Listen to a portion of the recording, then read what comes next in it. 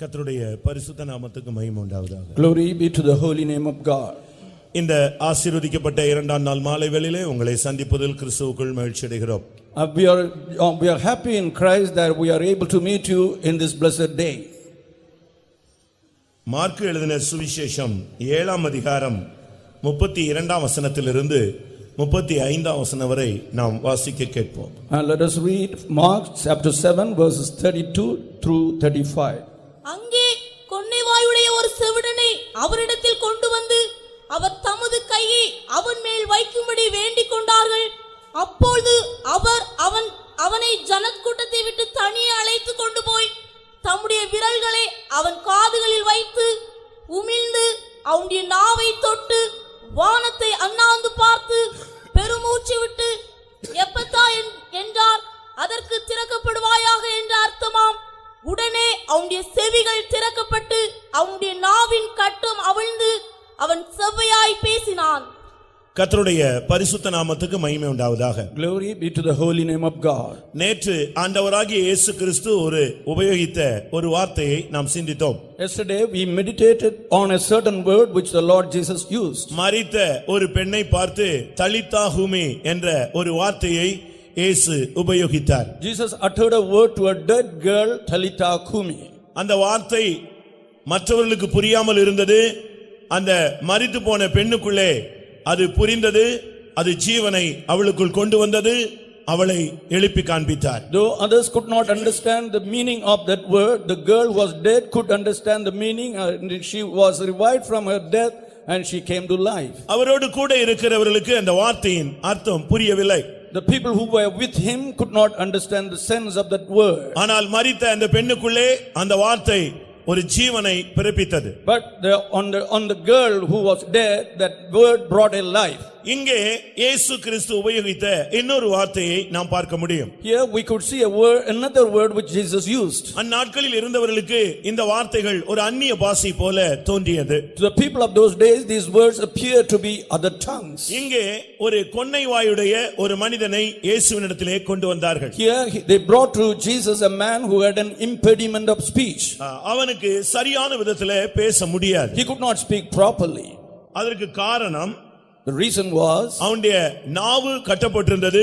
இன்னொரு பகுதியிலே அவனுடைய செவித்திறனும் குறைந்து போயிருந்தது. The reason was that his tongue was tied and he was having hearing defects. அவனால் கேட்கவும் முடியாது, சரியாய் பேசவும் முடியாது. He could neither hear well nor speak well. ஒரு மனிதனுடைய நிலவரம் இப்படி இருக்குமானால் அவனுடைய வாழ்க்கை எப்படி அமைந்திருக்கும் என்பதை சிந்தித்து பாருங்கள். Just consider what would be the state of a person whose condition is like this. நம்முடைய வீட்டில் நமக்கோ இல்லாவிட்டால் நம்முடைய பிள்ளைகளுக்கோ இப்படிப்பட்ட பாதிப்புகள் இருந்தால் எவ்வளவு கஷ்டம் என்பது நமக்கு தெரியும். We know the difficulty we have if we have or someone in our family has this defect.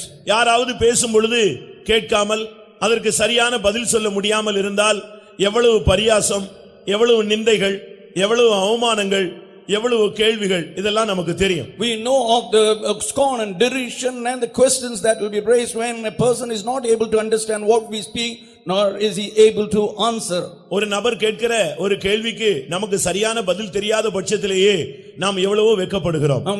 We are getting ashamed when we are not able to answer properly to someone's question. இங்கே அந்த மனிதனுக்கு பேசவும் முடியாது, கேட்கவும் முடியாது. Here this man could not either hear nor speak. பிரியமானவர்களே, உலகத்திலே நாம் பார்க்கும் பொழுது இந்த இரண்டு பாதிப்புகளும் இணைந்துதான் ஒரு மனிதனை தாக்குகிறது. And as we see in the world, these two defects combine together and attack a person. அவன் பேச முடியாததுக்கு முதல் காரணம் அவனுக்கு கேட்கும் திறன் இல்லை. He is unable to speak properly because he is short of hearing. இவர்களுக்காகவே தனி பள்ளி வைத்திருக்கிறார்கள், deaf and dumb school. இவர்களுக்காக பல இடங்களிலே பலர் நடத்துகிறார்கள். And people are conducting deaf and dumb school meant for such people. ஆனால் இந்த மனிதனை கடைசியாக இயேசுவினிடத்திலே கொண்டு வந்து விடுகிறார்கள். But they brought this man finally to Jesus. இங்கேயும் அவருடைய வாஞ்சை தன்னுடைய கையை அவர் வைக்க வேண்டும் என்பதுதான். His desire also was that Jesus should lay his hand on him. தேவனுடைய கரத்தினால் எல்லாம் ஆகும் என்று அவர்களுக்கு விசுவாசம் வந்திருந்தது. And they had the faith that everything was possible by the hand of Jesus. இங்கே நாம் பார்க்கும் பொழுது அவனுக்கு இரண்டு திறனும் அற்றுப்போன ஒரு நிர்பந்தமான நிலவரத்திலே இயேசுவினிடத்திலே கொண்டு வந்த பொழுது இயேசு அவனை குணமாக்கினார். And here we find when he was brought in a miserable condition of not being able to hear or speak, and Jesus healed him. முதலாவது அவனுடைய செவி திறனை அவர் சரிப்படுத்தினார். First he stopped his impediment in the speech. அதற்காக அவர் வானத்தை அண்ணாந்து பார்த்து பெருமூச்சு விட்டு எப்பதா என்ற ஒரு வார்த்தையை உபயோகித்தார். And for that he sighed heavily and used the word ephatha. இன்றைக்கும் கூட அதே வார்த்தையோடு தான் இந்த மாலை வேளையில் தம்முடைய ஜனமாகிய உங்களை சந்திக்கும்படியாக ஆண்டவர் மறுபடியும் வந்திருக்கிறார். The Lord has come in the midst of the people who are gathered here in front of Jesus to with using the same word. இன்றைக்கும் இந்த தேவ சமூகமாகிய இந்த இடத்தில் கூடி வந்து நீங்கள் இந்த வார்த்தைகளை கேட்க வந்திருக்கிறீர்கள்.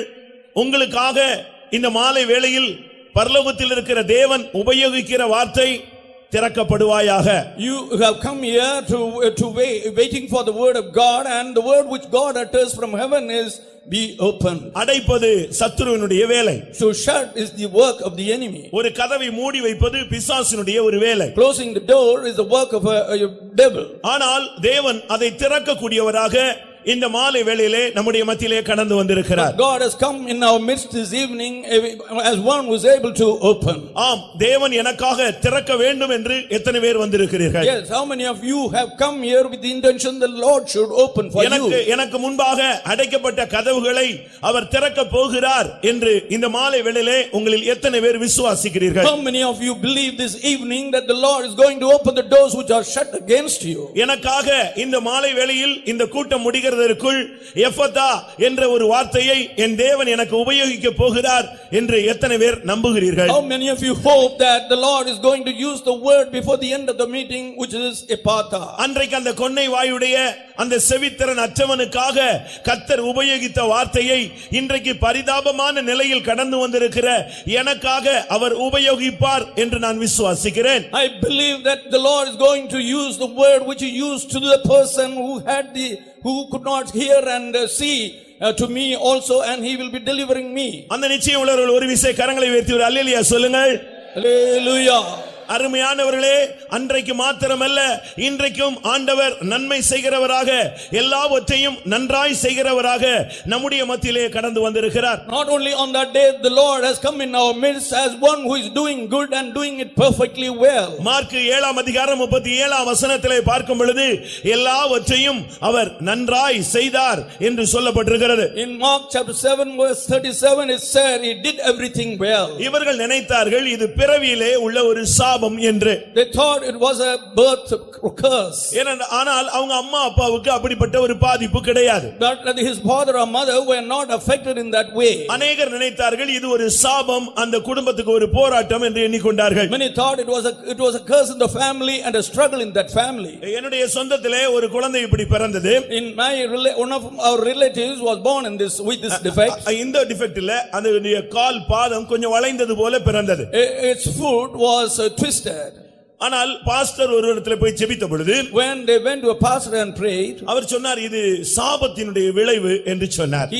he said it was a result of curse. இப்படி பலவிதமான சாபங்கள் கூட உங்களுடைய வாழ்வை பாதித்துக் கொண்டிருக்கலாம். In this way many kinds of curses may be affecting your life. ஆனால் மார்க் எழுதின சுவிசேஷம் 9 அதிகாரத்தை நாம் பார்க்கும் பொழுது when we observe the gospel according to Mark chapter 9, இங்கே இதை போன்ற ஒரு பாதிப்பு உள்ள மனிதனை இயேசுவினிடத்திலே கொண்டு வருகிறார்கள். they brought a similar man with a similar affection. ஆனால் அங்கே என்ன நடந்தது? What happened there? அந்த மனிதனுடைய பாதிப்புக்கு பின்னாக ஒரு சத்துரு இல்லாவிட்டால் பிசாசு இருந்தான். There was an enemy or the devil was behind that effect. இல்லாவிட்டால் ஒரு ஆவி இருந்தது என்று வேதம் சொல்லுகிறது. The Bible says there was a spirit affecting it.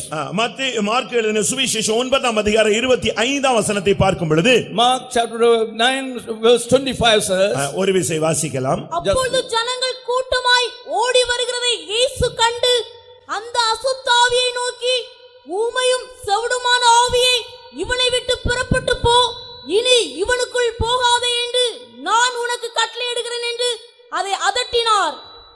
கர்த்தருடைய பரிசுத்த நாமத்துக்கு மகிமை உண்டாவதாக. Glory be to the holy name of God. அந்த ஊமையும் செவிடும் இதற்கு பின்னாலே ஒரு ஆவி இருந்ததாகத்தான் இயேசு அங்கே மென்ஷன் பண்ணுகிறார். Jesus mentions there that there was a spirit of muteness and not able to see there behind that. அருமையானவர்களே, உங்களுடைய வாழ்வின் பின்னணியிலே உங்களுடைய நன்மையை கெடுப்பது யார்? Who is spoiling the benefit behind your life? உங்களுடைய வாழ்வின் முன்னேற்றத்தை தடுக்கக்கூடிய அந்த சக்தி எது? What is the power retarding your progress?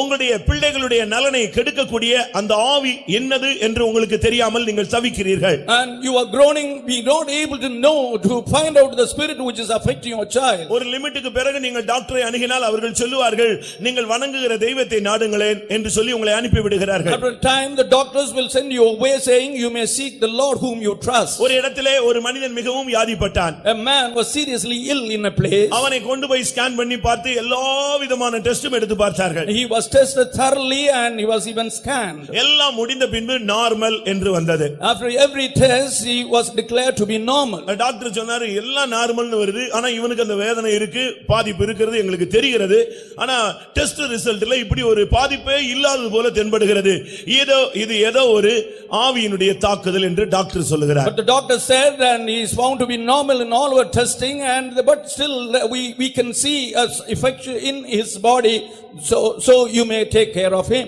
இனிமேல் இவனுக்கு மருத்துவத்தில் உதவி செய்ய முடியாது, நீங்கள் எங்கேயாவது தெய்வங்களை போய் பாருங்களேன் என்று சொல்லி அனுப்பி விடுகிறார். Then he sent them away saying you may go in search of gods because medicine cannot help him. இந்த ஊமைக்கும் இந்த செவிட்டு தன்மைக்கும் பின்னாலே ஒரு வல்லமை இருந்ததாக இயேசு அதை கடிந்து கொள்கிறார். Jesus rebuked the power which was behind the mute and the deaf. இந்த வல்லமை அவனை கொல்லும்படியாகவும் பிரயாசப்படுகிறது. This power was trying to kill him. Mark 9:22 பார்க்கும் பொழுது அந்த வல்லமை அவனை அழிக்கவும் முற்படுகிறது. In Mark 9:22 we can see that power was trying to destroy him. வேதம் என்ன சொல்லுகிறது? What does the scripture say? பிசாசு அவன் ஒரு திருடன், கொல்லவும் அழிக்கவும் அவன் வகை தேடுகிறான். And the devil is a thief, he comes to destroy and to kill. மத்தேயு 12:22 நாம் கண்ணோக்கி பார்க்கும் பொழுது when we view through Matthew 12:22 இன்னொரு சுவிசேஷத்திலும் அதே தான் பிசாசு என்றுதான் அந்த வல்லமைகளுக்கு அந்த தாக்குதலுக்கு பின்னாக ஒரு வல்லமை இருந்ததாக தான் மத்தேயு சொல்லுகிறார். And in another gospel as well as Matthew says there was some power behind that effect. லூக்கா எழுதின சுவிசேஷம் 11:14 பார்க்கும் பொழுதும் Luke 11:14 says அங்கேயும் ஒரு ஊமை ஒரு ஆவி என்றுதான் அங்கே வர்ணிக்கப்படுகிறது. there also the deafness is declared as a spirit. இப்படிப்பட்ட ஆவிகள் தான் ஒரு மனிதனுடைய நலனை கெடுப்பது. These are the spirits which are spoiling the goodness of a man. இவன் தான் மனித சமுதாயத்தினுடைய முதல் எதிரி. He is the first enemy of the human race. ஒருவேளை உங்களுடைய மனைவி உங்களுக்கு வாழ்க்கையிலே ஒத்துப்போகாதவளாக காணப்படலாம். Your wife may not be cooperating in your life. இல்லாவிட்டால் உன்னுடைய புருஷன் உன்னுடைய மனதுக்கு ஏற்றது போல இல்லாமல் உனக்கு தென்படலாம். Or your husband may not be seeming suitable for you. ஏன் உன்னுடைய பிள்ளைகள் கூட உனக்கு பிறந்த பிள்ளைகள் தான், ஆனால் உன்னுடைய குடும்பத்தாருடைய சாயலோ இல்லாவிட்டால் தன்மையோ இல்லாமல் வேறு ஒரு சுபாவ ரீதியிலே மாற்றப்பட்டவர்களாய் காணப்படலாம். Why even your children may have a different kind of nature though they are born to you. ஒருவேளை உங்களுக்கு அது புரியாமல் இருக்கும். You may not be able to understand. நம்முடைய குடும்பத்திலேயே இப்படி யாரும் கிடையாது, இவ்வளவு முரடனாய் அவன் மாறி விட்டானே. There is none in our family like him, he has become a brute. எனக்கு வாய்த்த வாழ்க்கை இப்படி அமைந்து விட்டதே. My life has become like this. நாம் என்ன செய்கிறோம் பிரியமானவர்களே? Then what do we do, beloved? நாம் மனுஷ ரீதியிலே அந்த சூழ்நிலையை சந்திக்க விரும்புகிறோம். We want to confront that situation in a human way. அவைகள் நமக்கு பிரச்சனையை அதிகரிக்கிறதே தவிர அந்த சூழ்நிலையை மாற்றக்கூடியதாக இல்லை. They are unable to change the situation, but they are compounding our problems. இன்றைக்கு நீங்கள் விளங்கிக் கொள்ளுங்கள், இவைகளுக்கு பின்னாலே ஒரு வல்லமை இருக்கிறது. Today you must understand that there is a power behind this. பேதுரு இயேசுவினிடத்திலே வந்து ஆண்டவரே நீர் பாடுபடக் கூடாது என்று அவன் பேசினான். Jesus came to Jesus and told him that Lord you should not suffer. அவர் சொன்னார், நான் அடிக்கப்பட வேண்டும், பிடிக்கப்பட வேண்டும், சிலுவையிலே தொங்க வேண்டும், நான் மரிக்க வேண்டும், மூன்றாம் நாள் உயிரோடு எழுப்பப்பட வேண்டும், வரிசையாக வேகமாக அவர் சொல்ல ஆரம்பித்தார். And Jesus began to describe serially that he would be caught, he would be smitten, he would be put on the cross and he will have to suffer like that. அவன் அவரை தனியாக அழைத்து கொண்டு போய் உமக்கு இப்படி சம்பவிக்க கூடாது,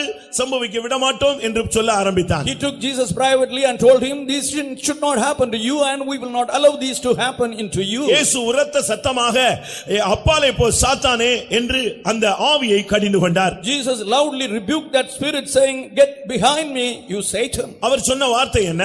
What was his word? நீ தேவனுக்கு ஏற்றவைகளை சிந்தியாமல் நீ மனிதனுக்கு ஏற்றவைகளை சிந்திக்கிறாய். You do not think according to God but according to man. உங்களுடைய குடும்ப வாழ்விலும் சரி, உங்களுடைய தொழில் விஷயங்களிலும் சரி, உங்களுடைய பிள்ளைகளுடைய காரியங்களிலும் சரி, ஆன்மீகத்திலும் சரி, எப்பொழுது நீங்கள் தேவனுக்கேற்றவைகளை சிந்திக்கவில்லையோ, மனிதனுக்கேற்ற சிந்தை உண்டாகிறதோ, அவைகள் ஆவியின் தாக்குதல் என்பதை நீங்கள் விளங்கிக் கொள்ள வேண்டும். When you are confronting problems in your family, in your workplace and in your personal life, you should, and if you are seeking after the things according to the life of man, that means there is an affection of the devil. ஒருவேளை இந்த சக்தி உன்னுடைய கண்களுக்கு புலப்படாது. This power may not be visible to your eyes. ஆனால் இவனை அழித்தால் தான் இந்த கட்டுகள் அவிழ்க்கப்பட முடியும். But only when is destroyed, these cords could be broken. இந்த பிசாசை அழிக்க யாரால் முடியும்? Who could destroy this devil? பிசாசின் கிரியைகளை அழிக்க முடியத்தான் ஆண்டவராகிய இயேசு கிறிஸ்து வெளிப்பட்டார் என்று முதலாம் யோவானிலே நாம் வாசிக்கிறோம். In 1 John we are able to read that the Lord Jesus Christ appeared to destroy the power of Satan. அந்த தகப்பன் அந்த பிள்ளையை வைத்துக்கொண்டு அவன் எவ்வளவோ தூரம் முயற்சி எடுத்து கடைசியிலே இயேசுவினிடத்தில் வந்து நீர்தான் உதவி செய்ய வேண்டும் என்று அவருடைய பாதத்திலே விழுகிறான். After taking all the efforts, that father came to Jesus and fell at his feet saying, Lord, you must save her. அருமையானவர்களே, பிசாசின் வல்லமையை அழிக்க இன்னொரு பிசாசை வைத்து நீங்கள் முயற்சி எடுத்தால் அதனாலே பயன் இல்லை. Beloved, there is no use of trying to drive out a devil using another devil. நான் ஆந்திராவிலே சித்தூரில் ஊழியம் செய்த பொழுது, when I was doing the Lord's work in Andhra, Chittoor, ஒரு சகோதரி ஒரு பொல்லாத வல்லமையினால் தாக்கப்பட்டாள். a sister was affected by a wicked spirit. அது ஒரு அசுத்த ஆவியினுடைய தாக்குதல். That was the effect of an unclean spirit. அங்கே அவளுக்கு மந்திரம் செய்து வைத்திருந்தார்கள்.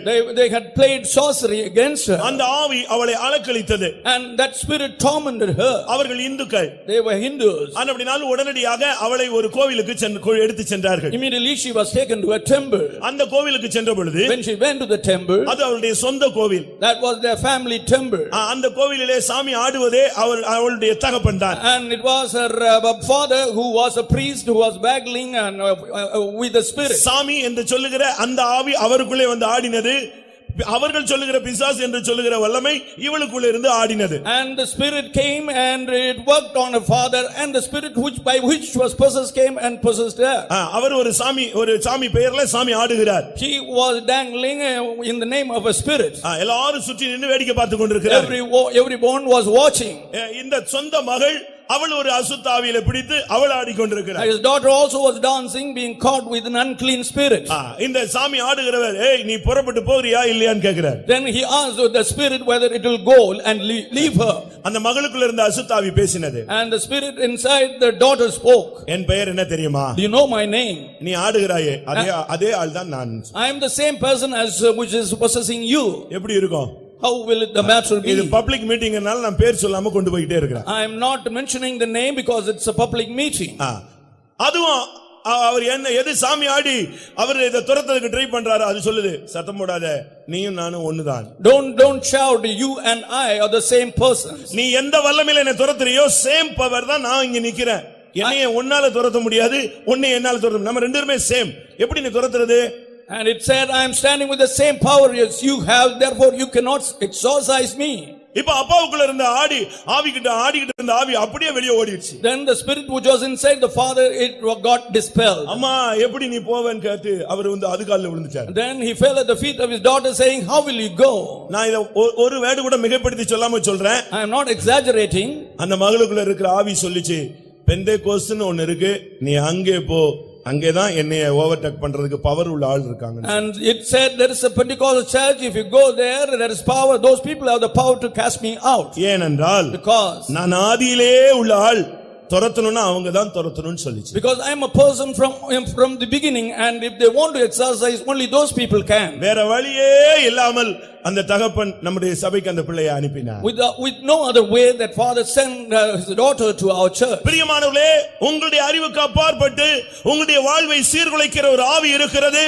இந்த கூட்டம் முடியறதுக்குள் அந்த ஆவி நியாயம் தீர்க்கப்பட வேண்டியது அவசியம். And beloved, there is a spirit within you beyond your power, and this night that power has to be judged. இந்த அசுத்த ஆவியை அழிக்க ஆண்டவராகிய இயேசு கிறிஸ்துவை அல்லாமல் வேறு வழியே கிடையாது. There's no other way to destroy this power except Jesus Christ. வானத்தின் கீழே பூமியின் மேலே மனுஷ ஜாதிகளுக்குள்ளே ரட்சிக்கப்படும்படிக்கு இயேசு கிறிஸ்துவின் நாமமே அல்லாமல் வேறு ஒரு நாமமும் கட்டளையிடப்படவில்லை. There is no name commanded under the heaven and above the earth to save the people except the name of Jesus Christ. பிரியமானவர்களே, இந்த நாமத்துக்கு முன்பாக எந்த ஒரு நாமமும் இன்றல்ல என்றுமே நிற்க முடியாது. No name can stand before this name, not today. வானோர் பூதலத்தோர் பூமியின் கீழானோர் யாவருடைய முழங்காலும் முடங்க வேண்டும், யாவருடைய நாமம் இயேசுவே கர்த்தர் என்று அறிக்கையிடத்தான் வேண்டும். The knees of all those who are above in the heavens and on the earth should confess that the Lord Jesus Christ is the Lord. அன்றைக்கு இயேசு இந்த வல்லமைகளை அளித்தது மாத்திரமல்ல, அவருடைய நாமத்தை பின்பற்றுகிற ஒவ்வொருவருக்கும் அந்த அதிகாரத்தையும் கொடுக்கிறார். Not only that Lord Jesus Christ destroyed this power, but he has given power to the people who follow him to destroy this power. நீங்கள் விசுவாசித்தால், if you believe, நீங்களும் கூட அந்த வல்லமைகளை மேற்கொள்ள முடியும். you could also overcome those powers. ஒருவன் விசுவாசியானால், if one is a believer, அவனுடைய அடையாளம் என்ன? what is his token? அவனுடைய அடையாளம் என்ன? What is his identification? நகையை கலத்துவதாம், is it removing his ornament, இல்லாவிட்டால் மீசை எடுப்பதாம், or removing the mustache, இல்லாவிட்டால் ஒயிட் அண்ட் ஒயிட் போடுவதாம், or putting on white and white ஒரு dress? விசுவாசியினுடைய அடையாளம் என்ன? What is the token of a believer? Mark எழுதின சுவிசேஷம் 16ஆம் அதிகாரம் 17ஆம் வசனம் என்ன சொல்லுகிறது? What does Mark 16:17 say? விசுவாசிக்கிறவர்களால் நடக்கும் அடையாளங்கள் யாவன? The signs which will be wrought by the believers அவர்கள் are, முதலாவது பிசாசுகளை துரத்துவார்கள். first they will drive out the demons. எப்பொழுது ஒரு மனிதன் இயேசுவை தெய்வம் என்று அங்கீகரிக்கிறானோ, When a man acknowledges Jesus as God, இயேசுவை தெய்வம் என்னுடைய தகப்பன் என்று ஏற்றுக்கொள்கிறானோ, when he receives Jesus Christ as God and Father, அவர் எனக்காக வந்தார் என்று விசுவாசிக்கிறானோ, when he believes that he came for him, எனக்காக மரித்தார் என்று நம்புகிறானோ, and also believes that he died for him, எனக்காக அவர் இன்றைக்கும் பரிந்து பேசுகிறார், உயிரோடு எழுப்பப்பட்டு தேவனுடைய வலது பார்சத்தில் அவர் எனக்காக பரிந்து பேசுகிறார் என்பதை நான் நம்புகிறேன் என்று சொல்கிறானோ, when he says that he believes that Jesus has risen from the dead and interceding for him with the Father today, அவனுக்கு பிள்ளைகளாகும்படி அதிகாரம் கொடுக்கப்படுகிறது. and for such a person the authority is given to him to become his son. ஆனபடியால் பிசாசு என்பவன் எதிர்க்க முடியாத, மேற்கொள்ள முடியாத ஒரு சக்தி என்று நீங்கள் எண்ணிவிடக் கூடாது. And then you should not consider for a moment that the devil is not a power which cannot be resisted or driven. வேதம் என்ன சொல்லுகிறது? What does the scripture say? உலகத்தில் இருக்கிறவனிலும் நமக்குள் இருக்கிறவர் பெரியவர். He who is inside us is greater than the one in the world. அதை விசுவாசிகள் கரங்களை உயர்த்துங்கள், அல்லேலூயா சொல்லுங்க.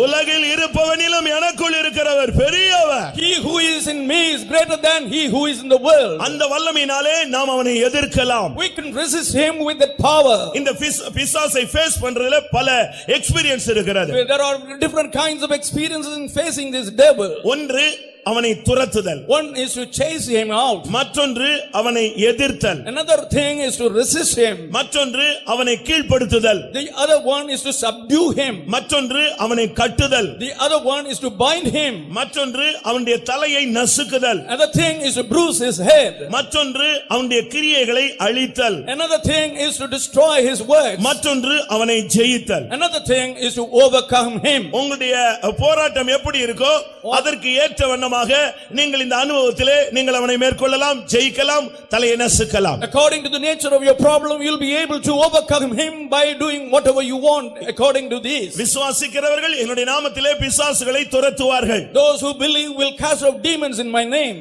அவனுக்கு எதிர்த்து நில்லுங்கள், அப்பொழுது அவன் உங்களை விட்டு ஓடி போவான். Resist the devil and he will flee from you.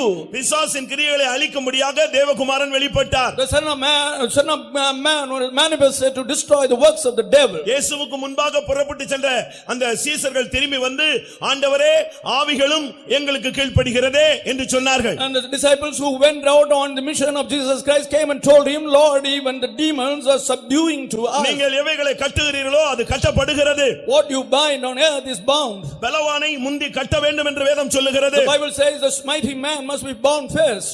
சமாதானத்தின் தேவன் சாத்தானை உங்கள் கால்களின் கீழே நசுக்கி போடுவார். May the God of peace bruise Satan under your feet. பொல்லாங்கனை நீங்கள் ஜெயித்ததினால் நான் உங்களுக்கு எழுதுகிறேன் என்று யோவான் சொல்லுகிறார். John says, because you have overcome the devil, the wicked one, I am writing to you. உங்களுக்கு எந்தெந்த விதத்திலே அவனை மேற்கொள்ளணுமோ அந்த விதத்திலே நீங்கள் அவனை ஜெயிக்க எல்லா விதமான அம்சங்களும் நமக்கு தேவனுடைய ஆவியினால் அருளப்படுகிறது. Whatever way you want to resist him and overcome all the aspects which are required are given to us by God. ஒருவன் பரிசுத்த ஆவி பெறாமலே பிசாசை துரத்தலாம். A man without the unction of the Holy Spirit can exorcise the devil. ஆனால் பரிசுத்த ஆவியை பெற்ற பின்பு அவன் பிசாசின் கிரியைகளை அழிக்கலாம். But after the receipt of the Holy Spirit he can destroy the works of the devil. பாருங்கள், இங்கே ஒரு மனிதனுக்கு பேச முடியவில்லை, அவனால் கேட்க முடியவில்லை. Here there is a man who cannot either hear nor speak.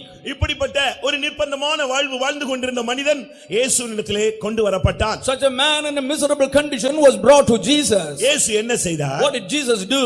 அவனுக்காக அவர் பெருமூச்சு விட்டார். He sighed for him. இவ்வளவு நாள் இவ்வளவு கஷ்டப்பட்டு இருக்கிறானே, and he has been suffering so long. எவ்வளவு நிந்தை, what a reproach, எவ்வளவு அவமானம், what a scorn, எவ்வளவு கேவலம், what a derisive thing. எல்லாரும் எதையாவது பேசி சிரிப்பாங்க, ஆனா இவன் அங்க உம்முன்னு உட்கார்ந்துட்டு இருப்பான். When people will be mocking at him, he will be keeping quiet. ஏன்னா இவனுக்கு கேட்க முடியல, because he could not hear. யாராவது ஏதாவது கேட்பாங்க, எல்லாரும் கத்துவாங்க, என்னெல்லாமோ சொல்லுவாங்க, ஆனா அவனுக்கு அது ஒண்ணுமே கேட்காது. அவன் பதில் வேற எதையாவது சொல்லிட்டே இருப்பான். People may be shouting and telling him various things because he is not able to hear. He will be answering in a different way. எவ்வளவு நிர்பந்தமான ஒரு நிலவரம். What a pitiable state. அதனால இயேசு வானத்தை அண்ணாந்து பார்த்து பெருமூச்சு விட்டு எப்பதா என்ற ஒரு வார்த்தையை உபயோகித்தார். That's why Jesus sighed and looked to heaven and used the word ephatha. பிரியமானவர்களே, உனக்காக, உன்னுடைய வேதனைகளுக்காக, உன்னுடைய பாரங்களுக்காக பெருமூச்சு விடுகிறவர் தான் ஆண்டவராகிய இயேசு. Beloved, Jesus is the one who is sighing for your burdens and your difficult situations. மற்றவர்கள் உன்னுடைய பிரச்சனைகளை கண்டு பரியாசம் பண்ணலாம். Others may laugh at your problems. சிலுவையிலே இயேசு தொங்கும்போது கூட பரியாசத்துக்கு அவர் உட்படுத்தப்பட்டார். When Jesus hanged on the tree, on the cross, he was brought into mockery. உலகம் உன்னை பரியாசம் பண்ணத்தான் செய்யும். The world will laugh at you. ஆனால் இங்கே அந்த மனிதனுக்காக அவர் பெருமூச்சு விட்டார். But here we find Jesus sighing for that person. உன்னுடைய நிர்பந்தமான நிலவரங்களுக்காக ஒரு மனதுருகுகிற ஒரு தெய்வம் இருக்கிறார். And there is a God of compassion for your problem. இங்கே அவனுக்காக அவர் பெருமூச்சு விட்டு வானத்தை பார்த்து ஒரு வார்த்தை சொன்னார். He sighed for him and looked to heaven and uttered a word. இன்னைக்கு உங்களுக்கு கேட்கிறதா? Are you able to hear today? நீங்கள் உங்களுக்கு கேட்கும் திறன் இருக்கிறதா? Do you have the capacity to hear?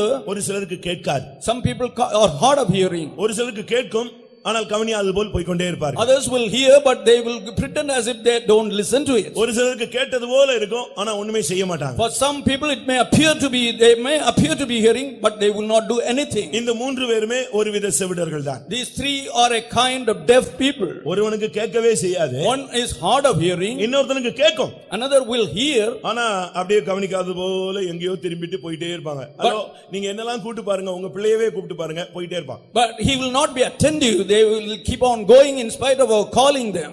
அது ஒரு விதமான செவிடு. That is a kind of deafness. கேட்டும் கேட்காதது போல போகிற ஒரு செவிடு. Though they hear, they do not seem to be hearing. It's that kind of deafness. ஒரு சிலர் என்ன ஏன் கத்துற, கேக்குது சொல்லு அப்படிமா. Others will say, why are you shouting? I can hear. ஆனா அதை ஒண்ணுமே செய்ய மாட்டாங்க. But they will not act on it. இது மூணாவது விதமான ஒரு செவிடு. This is the third kind of a deaf. ஆனா இயேசு என்ன செஞ்சார்? But what did Jesus do?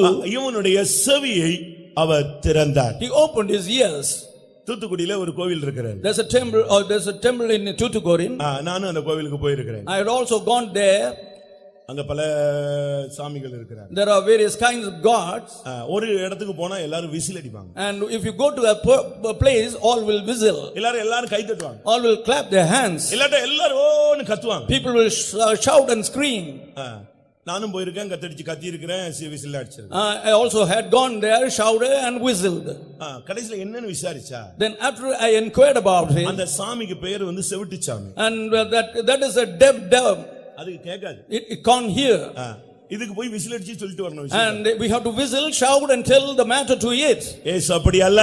Jesus is not like that. நீ வரும்போதே உன்னுடைய வேதனையை புரிந்து கொள்ளக்கூடிய தெய்வம் ஆண்டவராகிய இயேசு. The Lord Jesus Christ is the God who can understand your problem உன் as you come. வாயிலிருந்து சொல் பிறவாததற்கு முன்னேயே அவர் கேட்கிறவர். He is one who hears before words proceed out of your mouth. உன் வாயிலிருந்து ஒரு வார்த்தை அதை கேட்ட உடனே உனக்கு மறு உத்தரவு அருள செய்கிறவர் ஆண்டவராகிய இயேசு. The Lord Jesus Christ answers instant, gives instant answers to your questions. பிரியமானவர்களே, உங்களில் எத்தனை பேருக்கு இந்த காது கேட்கிறது? And beloved, how many of you can hear today?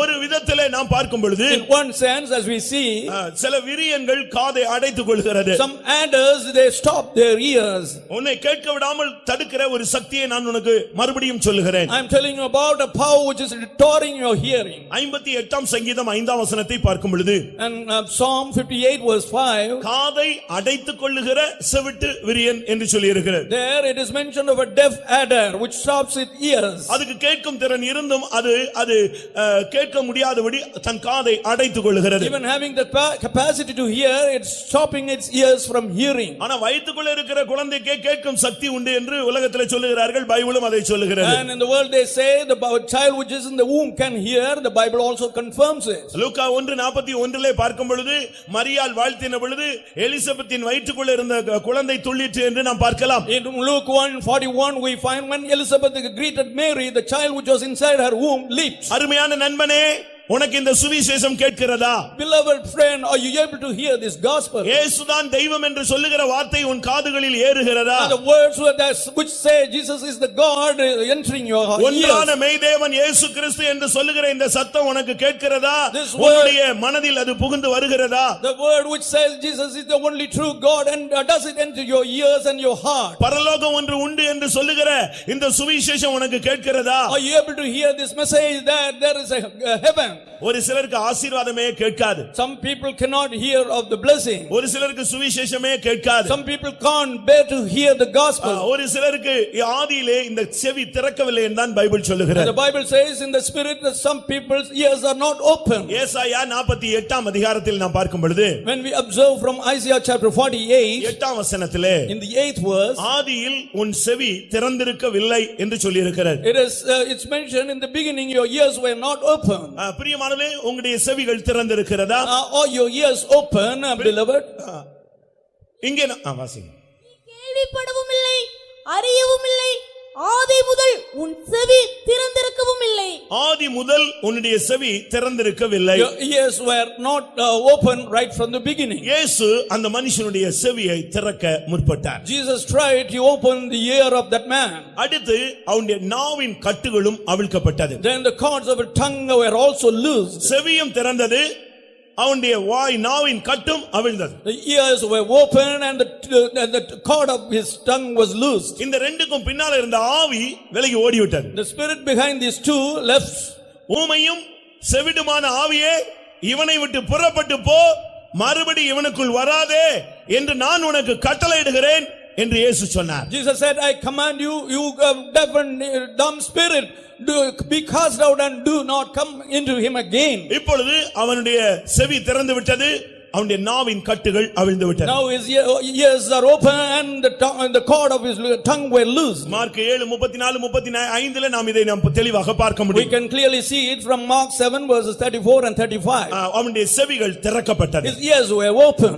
அவனுடைய நாவின் கட்டுகள் அவிழ்த்து அவன் செவ்வையாய் பேசினான். He spoke well, the cords of his tongue being loosed. கர்த்தருடைய பரிசுத்த நாமத்துக்கு மகிமை உண்டாவதாக. Glory to the holy name of God. எல்லாரும் ஆச்சரியப்பட்டாங்க. All of them marveled. எப்படி அவனால பேச முடிந்தது? How is he able to speak? அவனுக்கு சொல்றத உடனே புரிந்து கொள்ளக்கூடிய அளவுல செவி திறந்து விட்டது. His ears were open so in such a way that he could understand what was spoken to him. தெளிவாய் பேச அந்த நாவு சீக்கிரமாக பழகிவிட்டது.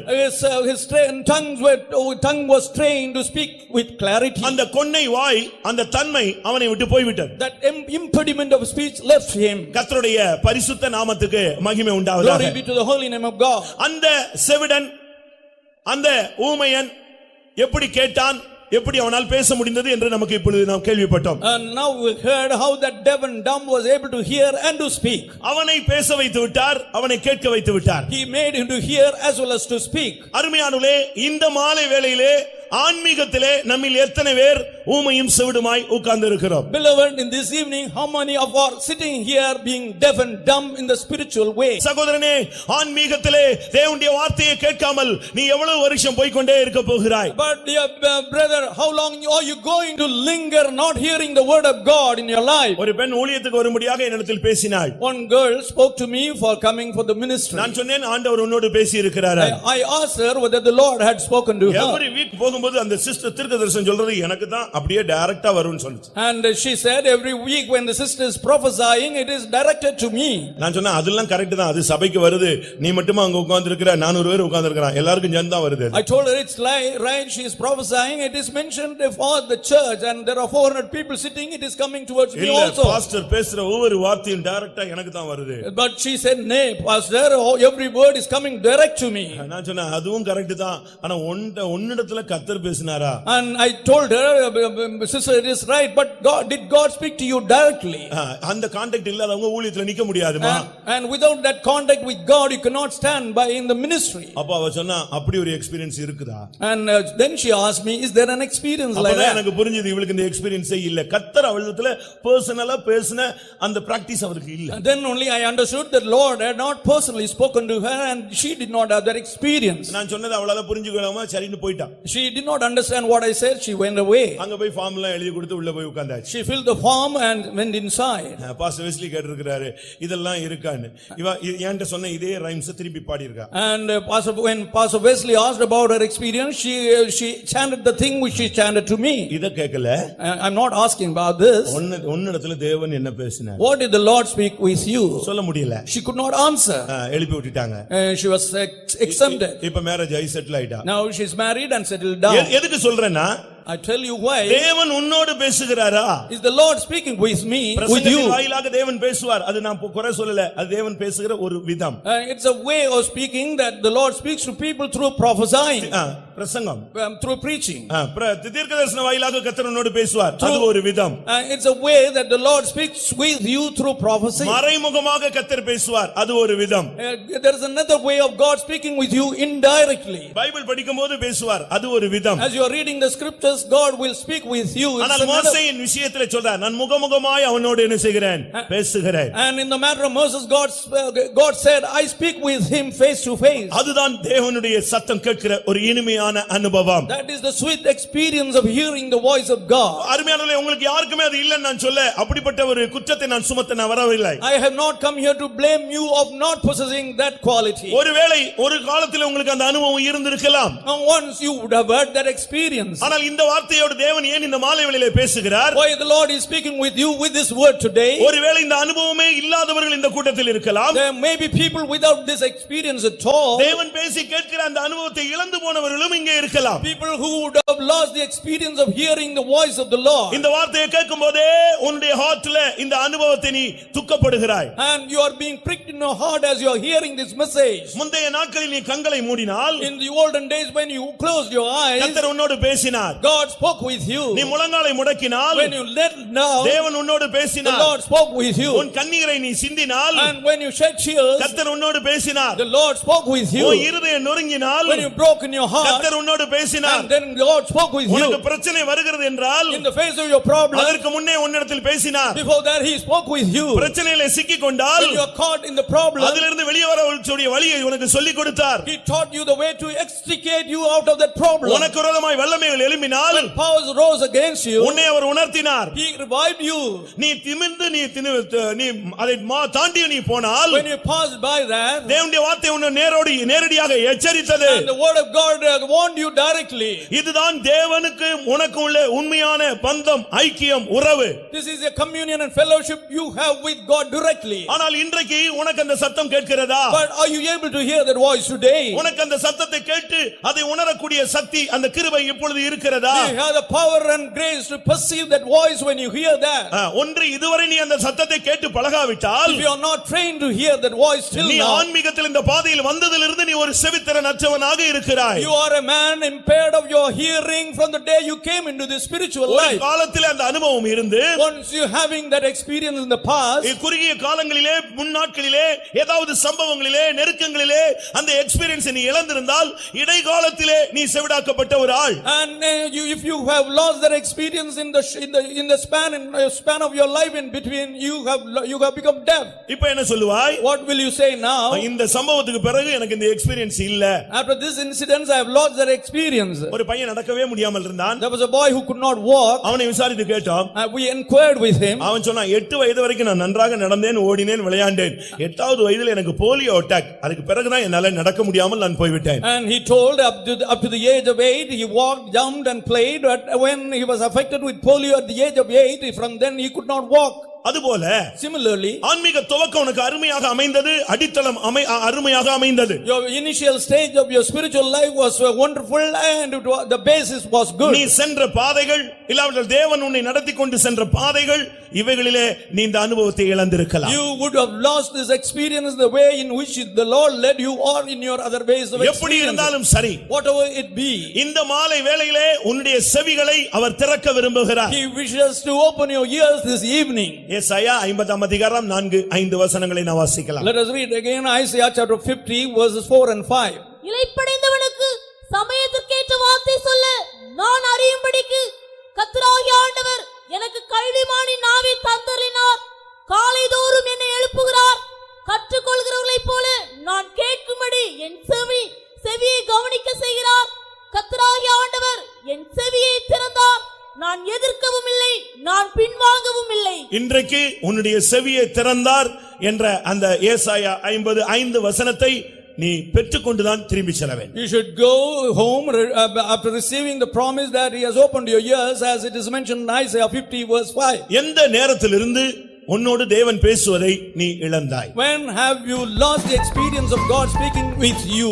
எந்த வருஷத்திலிருந்து கர்த்தர் உன்னோடு பேசுவதை நிறுத்திவிட்டார்? From which year has the Lord stopped speaking with you? நான் ஒன்று சொல்லுகிறேன். I will tell you a thing. எப்பொழுதெல்லாம் ஒரு மனிதன் தன்னை விட்டு விலகுகிறானோ அப்பொழுதெல்லாம் தேவன் உடனடியாக அவனுக்கு நியாய தீர்ப்பு கொடுத்து விடுகிறது இல்லை. And God is not judging a person immediately on him deserting the Lord. அப்படிப்பட்ட தேவன் நம்முடைய தேவன் அல்ல. Our God is not such a God. அவனோடு பேசுவார். He will speak with him. அவனை உணர்த்துவார். He will revive and make him to understand. அவனை எச்சரிப்பார். He will warn him. அவனை கண்டிப்பார். He will warn him. அவனை சிட்சிப்பார். He will condemn and punish him. இதெல்லாம் தாண்டி தன்னுடைய பிடரியை அவன் கடினப்படுத்தும் பொழுதுதான் ஃபைனல் ஸ்டேஜுக்கு அவனை கொண்டு வருகிறார். And in spite of all this, when he hardens his neck, God brings him to the last stage. ஒன்னு ராஜாக்கள்ல நான் பார்க்கும் பொழுது, when we consider from First Kings, Solomon ஒரு பெரிய ஞானி. So we find Solomon a great wise man. அவனுடைய வாழ்விலே தவறுகள் நடந்த பொழுது, but when errors took place in his life, கர்த்தர் அவனோடு 2 விசை பேசினார் என்று ஒன்னு ராஜாக்கள் 11:9 என்று நினைக்கிறேன். In First Kings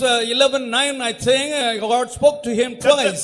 கர்த்தர் வாசிக்கிறீர்களா? ஆகையால் இஸ்ரவேலின் தேவனாகிய கர்த்தர் சாலோமோனுக்கு 2 விசை தரிசனமாகி அந்நிய தேவர்களை பின்பற்ற வேண்டாம் என்று கட்டளையிட்டிருந்தும் அவன் கர்த்தரை விட்டு தன் இருதயத்தை திருப்பி, பாருங்க, கர்த்தர் தெளிவாக அவனிடத்தில் பேசினார். God spoke clearly with him. அதற்கு பின்பு அந்த சத்தம் அவனை விட்டு போய் விட்டது. After that voice stopped with him.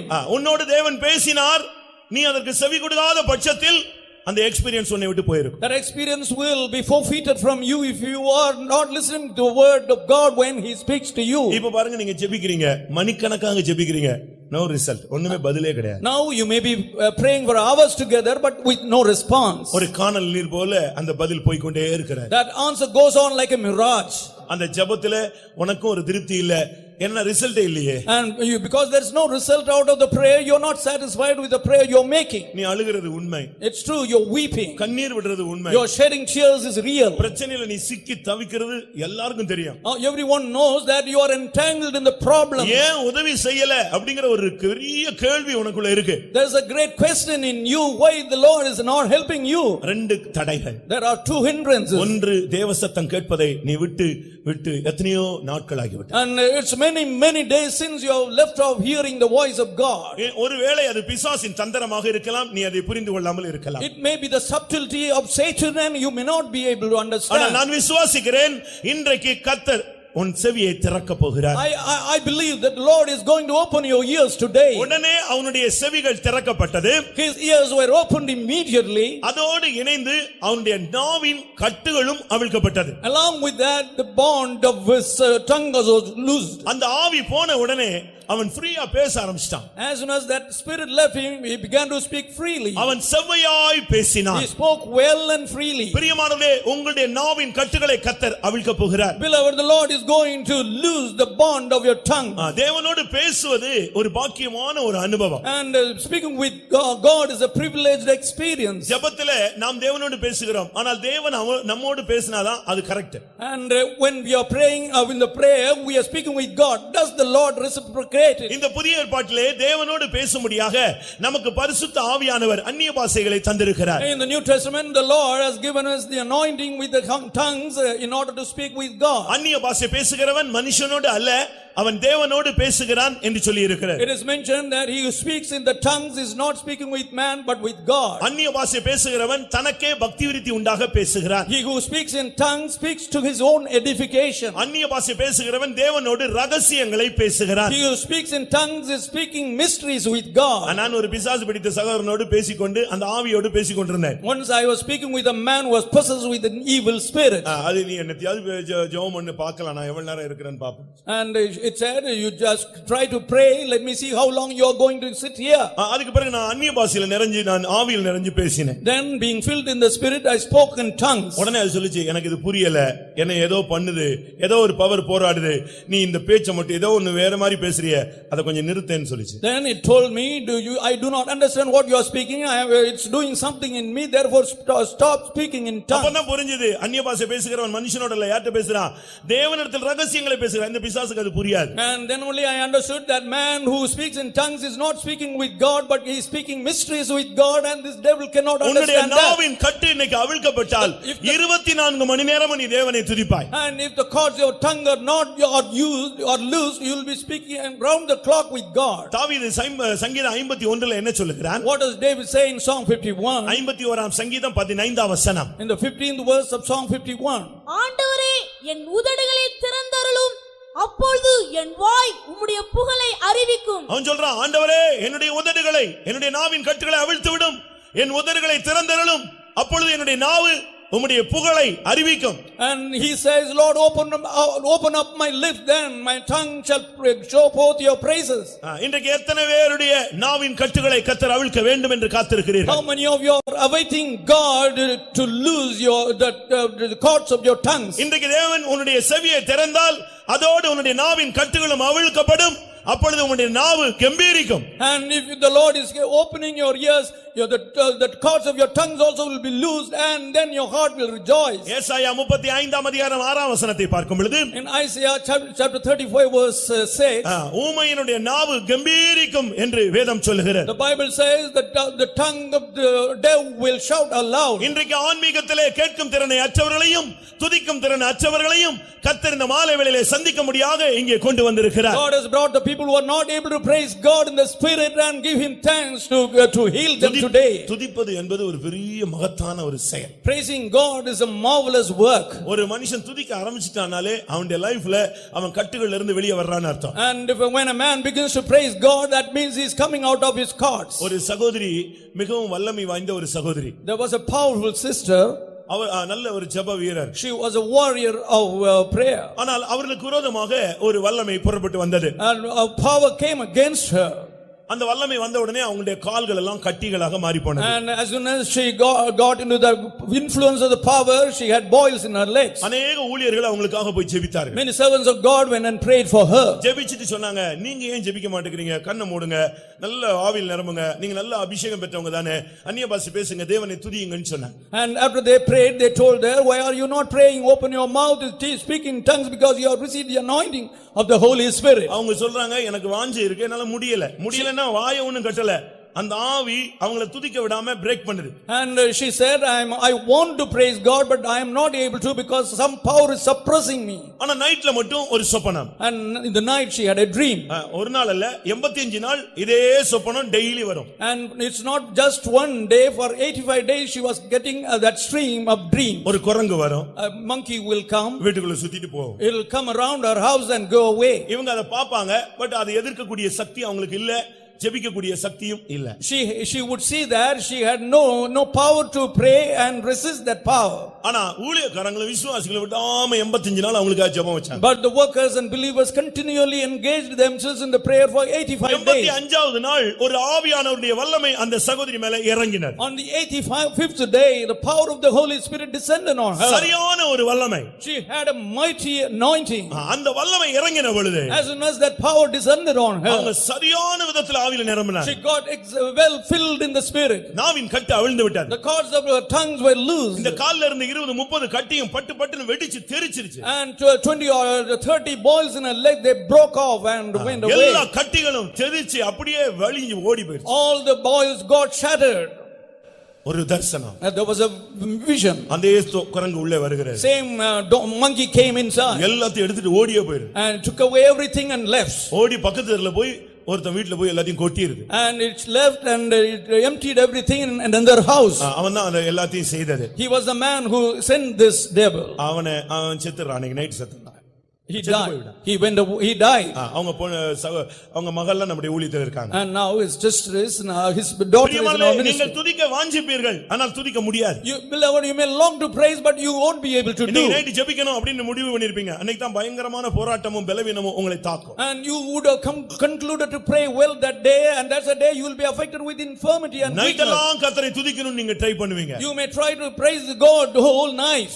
ஆனா அவங்களால முடியாது. But you will not be able to. ஏனென்றால் இந்த நாவின் கட்டை நாவை அவன் கட்டி வைத்து விடுகிறார். Because he has bound your tongues. அதனால தான் தாவீது சொன்னான். That's why David said. தாவீது உங்களுக்கு தெரியுமே. You know David.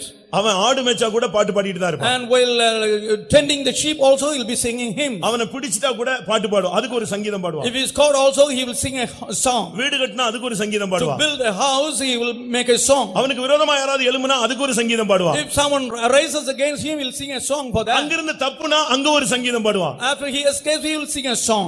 ஆனா இப்போ அவனால ஒண்ணுமே பண்ண முடியல. But now he is not able to do anything. இப்பொழுது அவனுடைய வேண்டுதல் என்ன? What is his petition now? ஆண்டவரே என்னுடைய உதடுகளை நீர் திறந்தருளும். Lord, open up my tongues. அப்பொழுது என்னுடைய நாவு உம்முடைய புகழை அறிவிக்கும். Then my tongue shall show forth your praise. அருமையானவர்களே, ஆன்மீகத்திலே வந்த பின்பு நீங்கள் ஊமையர்களாய் போய் விடாதீர்கள். After coming into the spirituality you should not become dumb. இந்த மார்க்கத்திலே வந்த பின்பு நீ ஊமையனாய் போய் விட கூடாது. You should not become mute after coming into this way. இந்த கூட்டம் முடியறதுக்குள்ளே ரெண்டு காரியங்களை கர்த்தர் திட்டவட்டமாய் நடப்பிப்பார். God will definitely work out two things before the conclusion of this meeting. இந்த இரண்டும் தேவனுடைய வல்லமையினாலும் வார்த்தையினாலும் நிகழக்கூடிய ஒரு சம்பவம். These two are the things which will be taken place by the power and the might of God. ஒன்று உன்னுடைய செவியை கர்த்தருடைய கரம் தொடும். Your ears will be touched by the hand of God. உன்னுடைய நாவை கர்த்தருடைய கரம் தொடும்.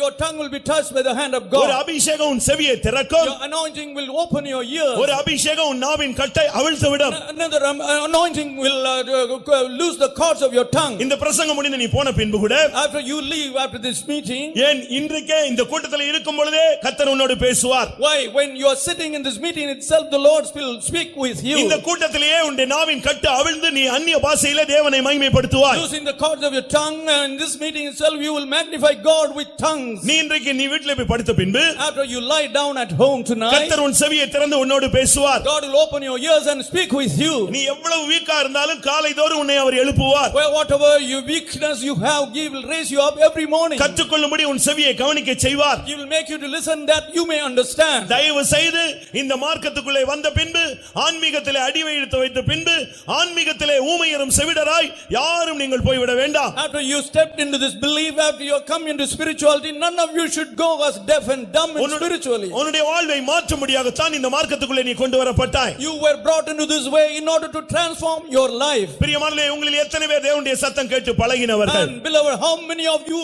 are trained in hearing the voice of God? நான் இந்த மார்க்கத்துக்குள்ள வருவதற்கு முன்பாகவோ வந்த பின்பாகவோ கர்த்தர் என்னிடத்தில் தனியாக பேசி இருக்கிறார்.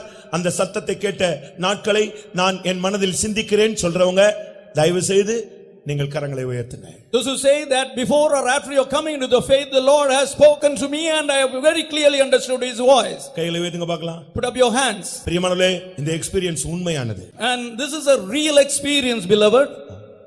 இப்பொழுது கரங்களை கீழே போடுங்க. Now put down your hands. ஆனால் But நாட்கள் போன பின்பு, as days pass by, விவாகமான பின்பு, after your marriage, பிள்ளைகள் பெற்றெடுத்த after பின்பு, children were brought forth, வேலை கிடைத்த பின்பு, after you got a job, கொஞ்சம் பணம் அதிகரித்த பின்பு, after your money multiplied, இல்ல தரித்திரம் வந்தபோது, after your penury, நெருக்கத்தில் போனபோது, when you went through straits, சில வியாதி படுக்கைகளிலே, when you became bedridden, இப்படிப்பட்ட சூழ்நிலைகளிலே நான் அதை இழந்து போனேன் என்று எத்தனை பேர் ஒத்துக்கொள்கிறீர்கள்? and how many of you admit in such circumstances you have forfeited your experience? நீங்க முதல்ல கை வைத்தது நல்லது, இப்ப கை வைத்தது ஒண்ணு தப்பு இல்ல, அது அறிக்கை. It's good that you put up your hands in the first instance. If you are putting your hands now, it is a confession. இப்போ அந்த உன்னதமான அனுபவம் எனக்கு இல்ல, நான் அதுக்காக துக்கப்படுறேன்னு சொல்றவங்க யாராவது இருந்தா கைகளை வைத்து. If there is anyone who says I've lost that lofty experience, I grieve for that, please put up your hands. இன்றைக்கு கர்த்தர் மறுபடியும் ஒரு விசை உன்னுடைய துக்கத்துக்கு அறிந்து, உன்னுடைய வேதனையை அறிந்து, நீ போகிற பாதையை உணர்ந்து உன் செவியை கர்த்தர் திறக்க போகிறார். Today God is restoring your hearing capacity, knowing the problems and the pain you are enduring. ஒருவேளை இந்த எக்ஸ்பீரியன்ஸ் இல்லாதவங்க இப்படி ஒரு எக்ஸ்பீரியன்ஸ் இருக்கா ஆண்டவரே, என்னிடத்தில் நீங்க பேசுங்க ஆண்டவரேன்னு கேளுங்க. And those who do not have this experience, just ask God for this experience and to ask Him to speak with you. இது விவாகமாகி ஒரு நல்ல குடும்பத்தில் இருக்கிறவங்களுக்கு உள்ள சப்ஜெக்ட் நீங்க எடுத்துற கூடாது. எரேமியா சின்ன பையனா இருக்கும் பொழுது கர்த்தர் அவனிடத்தில் பேசினார். It is not the matter of a person who is married and matured, but God spoke to Jeremiah while he was very tender. அவனிடத்தில் பேசினார், நான் உன்னை பிடுங்கவும் கட்டவும் உனக்கு அதிகாரம் கொடுக்கிறேன். அவன் சொன்னா, ஐயா நான் ரொம்ப சின்ன பையன் சொன்னான். And God told him, I will give you power and authority. And then he confessed that, Lord, I am a little lad. நீ சிறு பிள்ளை என்று சொல்லாத. No, don't say you are a little child. அந்த சிறு பிராயத்திலேயே கர்த்தர் அவனோடு பேசி அவனை அந்த விதத்தில் வளர்த்து கொண்டு வந்தார். And at that tender age, Lord spoke with him, brought him up. பிரியமானவர்களே, இன்றைக்கு எத்தனை பேர் அந்த அனுபவத்தை வாஞ்சிக்கிறீர்கள்? And beloved, how many of you long for that experience? அடுத்து இருதயத்தை திறத்தல். Then opening up the heart. இருதயம் திறந்தாதான் நான் சொல்ற மெசேஜ் கூட உள்ள வரும், இல்லனா இது அப்படியே வெளியவே முட்டிக்கிட்டே நிக்கும். And only if your heart is open, the message which I deliver will enter your heart, otherwise it will be just. இந்த மெசேஜ் வந்து உன் கதவை தட்டும், ஆனா உனக்குள்ள அது உள்ள வராது. This message will knock at your door, it will not enter. உன் இருதயம் திறந்திருந்துச்சுனா உள்ள வந்துரும். But if your heart is ajar, it will enter the heart. ஒரு பிரசங்கத்தை கேட்கிறதுக்கு முன்பாக உங்களுடைய இருதய கதவை நீங்கள் திறந்து வைக்கணும். And before hearing a message, you should open up the door of your heart. இதோ வாசற்படியில் நின்று நான் தட்டுகிறேன், ஒருவனின் சத்தத்தை கேட்டு அவன் கதவை திறக்க வேண்டும். And behold, I am knocking at the door, and one must hear my voice and open his door. அப்போஸ்தலர் 16ஆம் அதிகாரத்தை நாம் பார்க்கும் பொழுது, and when you consider from Acts of the Apostle 16th chapter, 24ஆம் வசனத்திலே 24th verse, அந்த லீதியாளுடைய இருதயத்தின் கதவை கர்த்தர் திறந்து விட்டார். God opened up the heart of Lydia. அவ சும்மா சாதாரணமா பிரேயருக்கு வந்த ஒரு பெண்மணி. She was a woman, he came generally for the prayer. அவங்க பிரேயர் கூடி பிரேயர் பண்றது ஒரு பழக்கம் அவங்களுக்கு. It was a custom with them to pray. ஆனால் இந்த அன்றைக்கு கர்த்தர் அவளோடு இடைப்பட்டார். But that day the Lord encountered with her. அதற்கு பின்பு அவள் விசுவாசியாக மாறி ஊழியத்தை தாங்கக்கூடிய ஒரு பெண்மணியாய் மாறினார். After that she became a believer and was able to uphold the ministry of God. இன்னைக்கு திறக்கிற தெய்வமாக வந்திருக்கிறார். Now he has come here as a God who opens up. நாளைக்கும் அவர் திறக்கக்கூடிய காரியங்களை நான் உங்களுக்கு முன்பாக வைக்கிறேன். Tomorrow also I will set before you the things of opening. பிரியமானவர்களே, ஆவிக்குரிய ஜீவியத்தில் அடுத்து கண்கள் திறக்கப்பட வேண்டும். And beloved, in our spiritual life our eyes should be open. இல்லாவிட்டா ஆண்டவர் இங்க இருக்கிறத உன்னால ஃபேஸ் பிலீவ் பண்ணவே முடியாது, ஃபீல் பண்ணவே முடியாது. Otherwise you will not be able to believe and perceive the presence of God in this place. நீங்க பைபிளை கூட படிச்சிட்டே இருப்பீங்க. You may be reading the word of God. ஒரு ஆளை கேட்டா ஒரு 144 தரம் பைபிள் படிச்சிருக்கேன்னு சொல்றாரு. When I asked a person, he said he had read the Bible 144 times. எத்தனை ட்ரிப் படிச்சாலும் பரவாயில்லை, நல்லது. It's good that you read so many times. அத ஒரு புக் போல நீங்க படிச்சிட்டு இருக்க கூடாது. You should not have learned it, read it as a book. அத படிக்கும்போது உன் கண்கள் திறக்கணும். When you read the Bible, your eyes should be open. அப்பதான் இந்த பைபிள்ல இருக்கிற அதிசயங்கள் உனக்கு தென்பட ஆரம்பிக்கும். Then only the marvelous things contained in the Bible will appear to you. வேதத்தின் அதிசயங்களை காணும்படி என் கண்களை திறந்தருளும் என்று சொல்கிறார். And he says, open up my eyes that I may see the marvelous things in your word. ஒரு தீர்க்கதரிசிக்கு விரோதமாக ஒரு ராணுவம் வந்தது.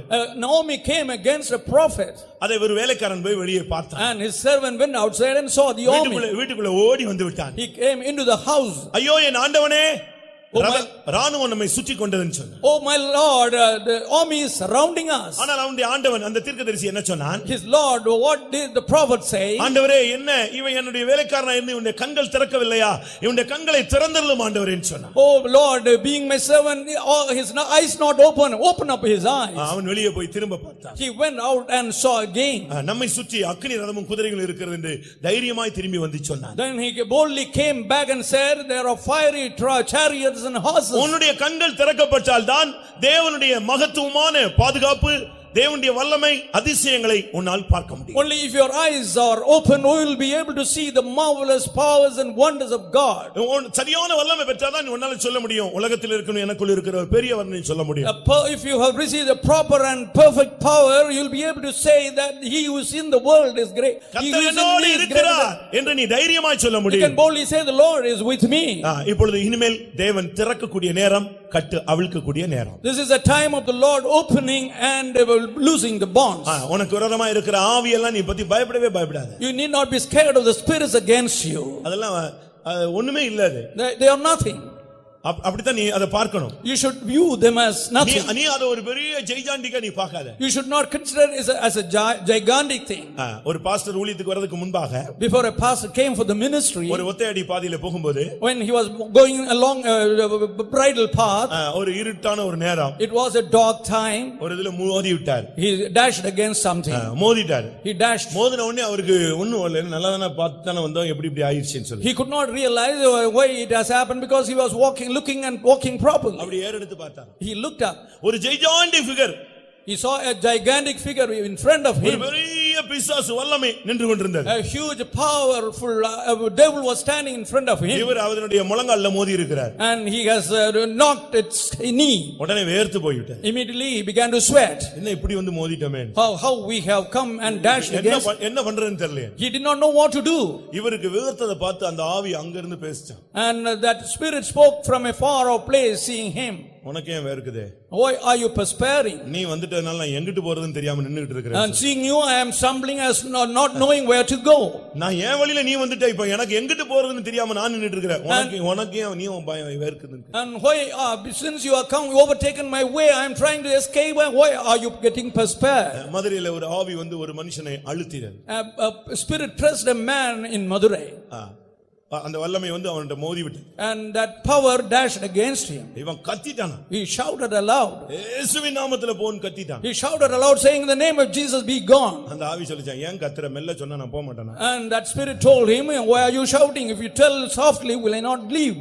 உன்ன வார்த்தைக்கு தான் வல்லமை இருக்கு, எதுக்கு போட்டு கத்துறீங்க? Why are you, நீ மெல்ல சொல்லு, நான் ஓடியே போயிடுறேன். why are you shouting? There is power in your word, and so say softly. நீங்க பிசாசுன உடனே ஏதோ ஒரு பெரிய சக்தி இல்ல, எல்லாம் இயேசுவுக்கு முன்பாக எல்லாமே கால்களின் கீழே நசுக்கப்பட்ட சக்தி. And when it is devil, don't be afraid of a thing. It's a great power. It's a power which is crushed under the feet of Jesus. எல்லாரும் கண்களை மூடு. Let's all close our eyes. ஒன்று, இப்பொழுது பிசாசு ஓட வேண்டும். And now the devil must go away. இரண்டாவது, உன் செவி இப்பொழுது திறக்க போகிறது. Then your ears are going to be open. மூன்றாவது, உன்னுடைய நாவின் கட்டு அவிழ்க்க போகிறது. Thirdly, the cords of your tongue are loose. உன் வீட்டுக்கு பின்பாக, behind your house, உன்னுடைய குடும்பத்துக்கு பின்பாக, behind your family, உன் புருஷனுக்கு பின்பாக, behind your husband, உன் மனைவிக்கு பின்பாக, behind your wife, உன் பிள்ளைகளுக்கு பின்பாக, behind your children, உன்னுடைய ஊழியத்துக்கு பின்பாக, behind your ministry, உன்னுடைய தொழிலுக்கு பின்பாக, behind your occupation, உன்னுடைய குடும்ப ஐக்கியத்துக்கு பின்பாக, behind the unity of your faith, உன்னுடைய சரீர சுகத்துக்கு பின்பாக, behind the health of your body. எந்தெந்த வல்லமைகள் இருக்கிறது என்று ஒருவேளை உனக்கு தெரியாது. You may not be aware of the spirit's presence. உனக்கு தெரியாது. You may not know. ஆனால் இப்பொழுது கர்த்தர் அதை அறிவார். But the Lord knows it now. எல்லாரும் முழங்கால் போடலாமா? Can we all kneel down? நீங்க தேவனுக்கு முன்பாக முழங்கால் போடுங்க, பிசாசு உங்களுக்கு முன்னால முழங்கால் போடுவான். If you kneel down before the Lord, the devil will kneel down before you. அந்த ஆவி எல்லாம் முழங்கால் போட்டு தான் ஆகணும், வேற வழியே கிடையாது. Those spirits ought to kneel down. There's no other way. இப்பொழுது நீங்கள் அதை என்ன செய்ய போகிறீர்கள்? What are you going to do with this? நீங்க எல்லாம் ஞானஸ்நானம் பெற்றவங்க தானே? You're all people who are baptized. அபிஷேகம் பெற்றவங்க தானே? Those anointed. ஒருவேளை நீங்கள் புதியவர்களாக கூட இருக்கலாம். You may be new people also. நீங்க பயப்படாதீங்க. Do not fear. செய்வனை, ஏவல், மந்திரவாதம், பில்லி சூனியம், தகடு தாயத்து மருந்து மையி இப்படிலாம் சொல்லுவாங்க. அதெல்லாம் உண்மையா இருக்கலாம். நீங்க அதை பத்தி கவலையே படாதீங்க. It may be true when people are talking of sorcery and witchcraft and black magic and enchantments. ஒரு சகோதரன் ஒரு வாலிப பெண்ணுக்கு மருந்து வைத்து அந்த பிள்ளையை கொண்டு போய் விட்டான். And a young boy, he played sorcery against a girl and he took her away. அவளுக்கு ஏதோ குடிக்க கொடுத்திருக்கான். And they gave her something to drink. இவள் அவனுக்கு பின்னாலே போய் விட்டாள். And she followed him. ஆனால் ஒரு குறிக்கப்பட்ட நேரத்துக்குள்ள அந்த பிள்ளையை மீட்டு கொண்டு வந்து விட்டார். And before an appointed time she was delivered. ஜெபித்த அடுத்த செகண்ட் அந்த மருந்து வெளியே ஓடி போய் விட்டது. And as soon as she was prayed for, that the power went out. இயேசுவுக்கு முன்னால எந்த வல்லமை நிக்காது. No power can stand before Jesus. இந்த கூட்டத்துல மூன்று காரியம். There are three things in this meeting. First ஒரு 2 நிமிஷம் 3 நிமிஷம் டைம் தருவேன். First I will give you 2 or 3 minutes. One, நீங்களே பிசாசை எதிர்க்கணும். you should resist the devil. நீங்களே உங்களோடு போராடுகிற ஆவியை துரத்தணும். You yourself should drive away the spirit that resisting you. நீங்களே அந்த வல்லமையை கீழ்ப்படுத்தணும். You should subdue that power. நீங்களே அந்த வல்லமையை கட்ட வேண்டும். You should yourself bind that power. நீங்களே அவனுடைய தலையை நசுக்க வேண்டும். You yourself should crush its head. நீங்களே அவனுடைய கிரியைகளை அழிக்க வேண்டும். You should mortify his deeds. நீங்களே அவனை ஜெயிக்க வேண்டும். You should overcome him. நீங்க இயேசுவின் நாமத்தை நீங்க யூஸ் பண்ணிட்டு இந்த வேலையை நீங்க செய்ய ஆரம்பியுங்க. You may start doing this work using the name of Jesus. இயேசுவின் நாமத்தில் உன்னை துரத்துகிறேன். I exorcise you in the name of Jesus. இயேசுவின் நாமத்தில் உன்னை எதிர்க்கிறேன். I resist you in the name of Jesus. இயேசுவின் நாமத்தில் உன்னை கீழ்ப்படுத்துகிறேன். I subdue you in the name of Jesus. இயேசுவின் நாமத்தில் உன்னை கட்டுகிறேன். I bind you in the name of Jesus. இயேசு கிறிஸ்துவின் வல்லமையுள்ள நாமத்தில் உன் தலையை நசுக்குகிறேன். I crush your head in the powerful name of Jesus. இயேசு கிறிஸ்துவின் நாமத்தில் உன்னுடைய கிரியைகளை அழிக்கிறேன். I mortify your deeds in the name of Jesus Christ. இயேசு கிறிஸ்துவின் நாமத்தில் உன்னை தோற்கடிக்கிறேன். I defeat you in the name of Jesus Christ. எத்தனை பேர் இயேசுவின் நாமத்தை உபயோகிக்கிறீர்கள்? How many of you are using the name of Jesus? நீ வாயை திறந்து சொல்லு, அசுத்த ஆவி புறப்பட்டு ஓடட்டும். You open your mouth and say, the unclean spirit will flee. ஊழியத்துக்கு விரோதமான ஆவியே, spirits against the ministry, சபைக்கு விரோதமான ஆவியே, spirits against the church, சீயோனின் தரிசனத்துக்கு விரோதமான ஆவியே, spirits contrary to the division, குடும்பங்களுக்கு விரோதமான ஆவியே, spirits against the family, ஐக்கியத்துக்கு விரோதமான ஆவியே, spirits against unity, ஆசீர்வாதத்துக்கு விரோதமான ஆவியே, spirit against blessing. ஓ நசரேயனாகிய இயேசுவின் நாமத்தில் உன்னை கடிந்து கொள்கிறேன். I rebuke you in the name of Jesus of Nazareth. சிடபாகடாபாகா சிடகடாபாகா சிடகடாபானி ஏகடாபாகடாபாகா சிடபானியாடோ ஏய் பிடபாகடாபாகா சிடகடாபாகா சிடானி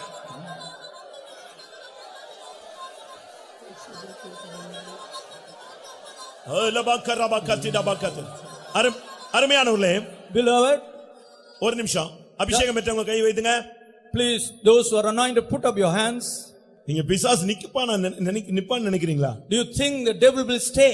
உனக்கு இருக்கிற அந்த பவரை நீ எடுத்து முடிசூட்டப்படுவாயாக. Be crowned with the power which you have. அபிஷேகம் கீழே விழுந்தபடியால் தான் இவன் தலையை ஆட்டிக் கொண்டிருக்கிறான். Because your anointing is dethroned, he is wagging his head. நீ தலை எடுத்து விட்டால் அவன் தலை கீழே போய்விடும். If you lift up your head, his head will be crushed. அபிஷேக தைலம் என்னும் கிரீடம் உனக்கு சூட்டப்படுவதாக. Anointing oil's crown should be அக்கினி அபிஷேகத்தினால் பிசாசின் தலையை நசுக்குங்கள். and crush the head of devil by anointing. ஏய் பிடபாங்கரபாகத்தினாய் ஏகடபாகத்தினமானியா விபிகடபாகத்தினமானியா சிடபாகரபானியா திடா திடா திடா that.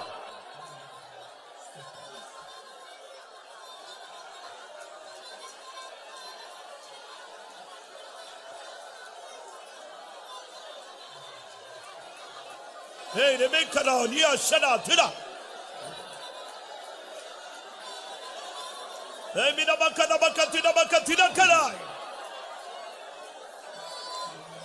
Amen.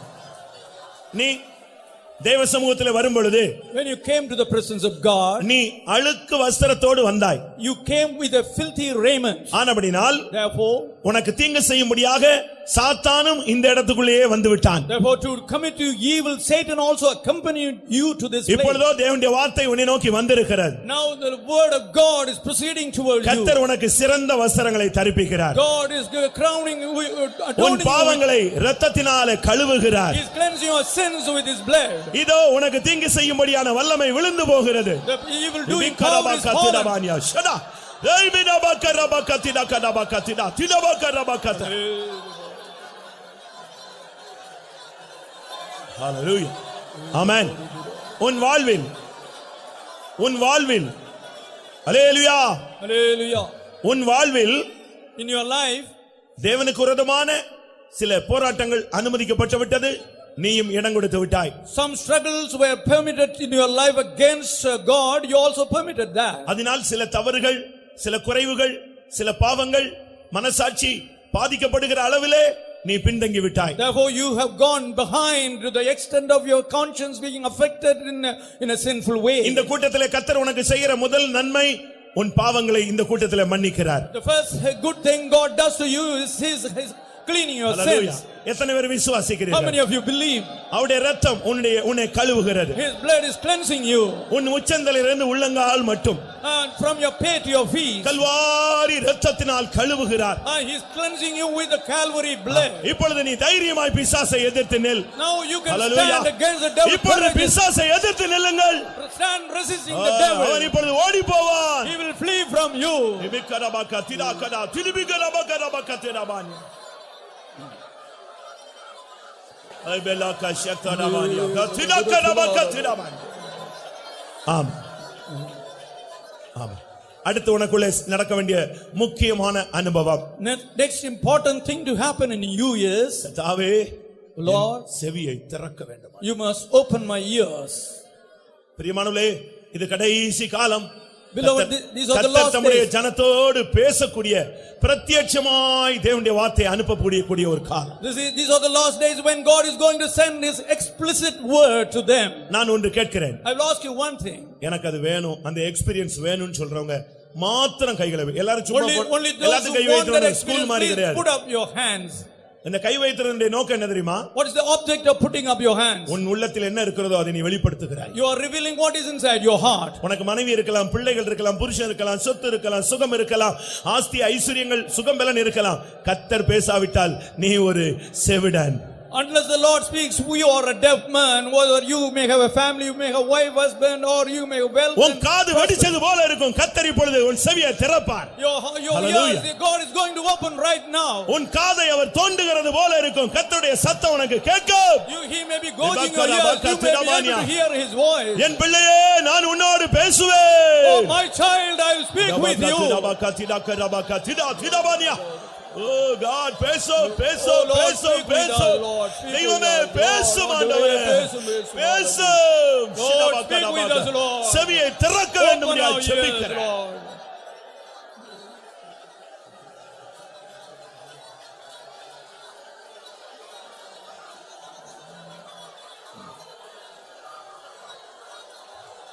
இபாஹலியா கரபௌஷதாதுரா கரபகத. Amen.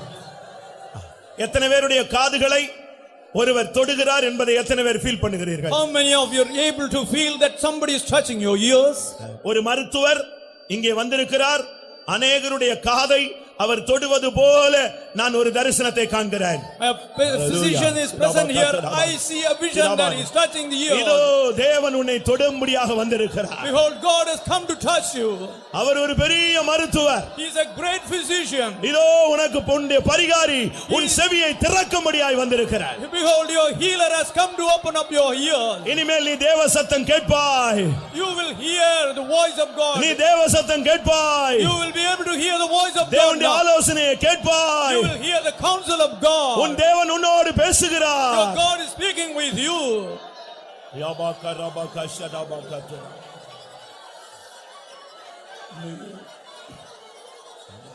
Amen. Amen. Amen. அடுத்ததாக உன்னுடைய நாவின் கட்டை கர்த்தர் அவிழ்க்க போகிறார். Then the Lord is going to loose the bands of your tongues. நான் சொல்றதெல்லாம் இனிமே உங்க லைஃப்ல நடக்கிறத தான் சொல்லிக்கிட்டு இருக்கேன். I'm telling of the things which will happen in your life. நீங்க பாருங்க, இன்னைக்கு இந்த கூட்டத்துல வந்துட்டு போன பின்பு உன் நாவு கட்ட அவிழ்க்கப்பட்டிருக்குதுன்னு சொன்னா நீ சாகிற வரைக்கும் உன் நாவில ஒரு முணுமுணுப்பு துதியின் சத்தம் இருந்து கொண்டே இருக்கும். And after you are returning from here, if your tongue is loose, you'll be able to make a praise to God. உன் வீடு ஜெப வீடா இன்றையிலிருந்து மாற்றப்படும். From today your house will become a house of prayer. நீ ஒரு ஜெப வீரனாய் மாறுவாய். You will become a prayer warrior. கர்த்தர் அதை உனக்குள்ளே இப்பொழுது வைக்கிறார். That God is setting up in you.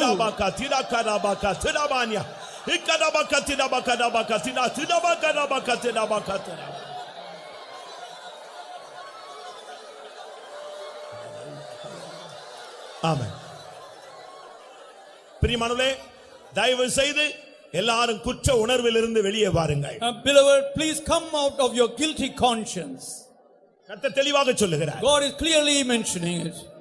நான் உன்னை கொண்டு வந்தது மாத்திரமல்ல, Not only that, I brought you here. உன்னோடு பேச முடியாமல் இருந்த அந்த தடையாகிய பாவத்தை நான் மன்னித்திருக்கிறேன். I have forgiven the sin of hindrance by which I was not able to speak with உன்னை you. மன்னித்தது மாத்திரமல்ல, Not only I forgave you. என்னுடைய கரம் உன் செவியை திறந்து விட்டிருக்கிறது. And my hands have opened your ears. உன்னுடைய நாவின் கட்டையும் நான் அவிழ்த்திருக்கிறேன். It has also loosed the bands of your tongue. இனி தேவ சத்தம் கேட்பாய், நீ தேவனுடைய சத்தத்தை பேசுவாய். You will hear the voice of God as well as you will speak His voice.